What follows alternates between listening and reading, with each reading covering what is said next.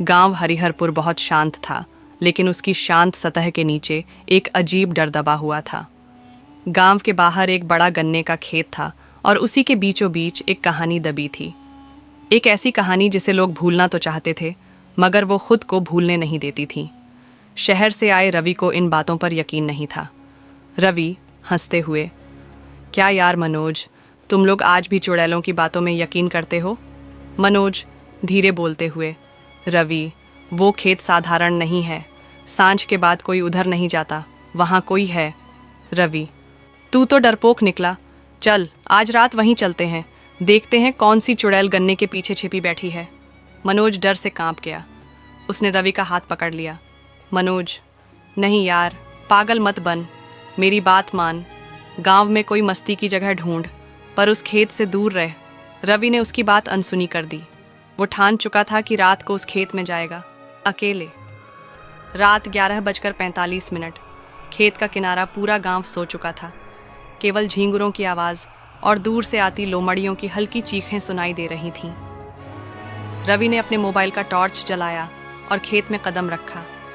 गन्नों के पत्तों की सरसराहट हवा से नहीं, किसी और चीज़ से लग रही थी, जैसे कोई उसे देख रहा हो। रवि जोर से, कहीं की चुड़ैल हो तो निकल आओ, आज मैं सबूत के साथ लौटूंगा। तभी हवा में एक ठंडक सी फैली। मोबाइल की लाइट अचानक झपकने लगी। एक धीमी औरत की आवाज़, तू बुलाएगा और मैं आऊंगी। रवि चौंका। रवि, कौन है?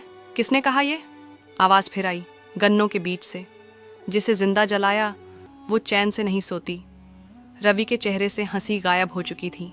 वो पीछे मुड़ने लगा, लेकिन गन्नों ने जैसे उसका रास्ता बंद कर दिया हो।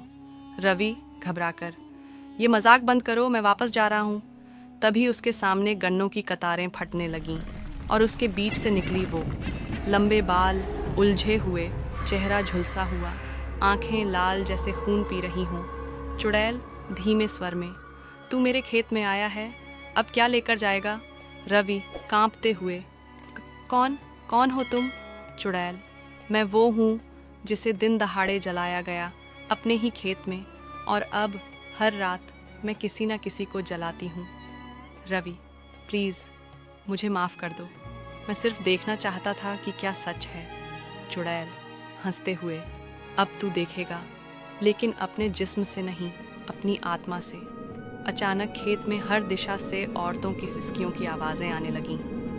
रवि ने मोबाइल से भागने की कोशिश की, लेकिन जैसे उसके पैर किसी की पकड़ में आ गए। चुड़ैल, एक जलाया 100 डरेंगे, ये मेरा श्राप है। रवि जोर से चिल्लाया और फिर बेहोश होकर वहीं गिर पड़ा। सुबह गांव का चौक, मनोज और कुछ गांव वाले रवि को ढूंढते हुए खेत पहुंचे।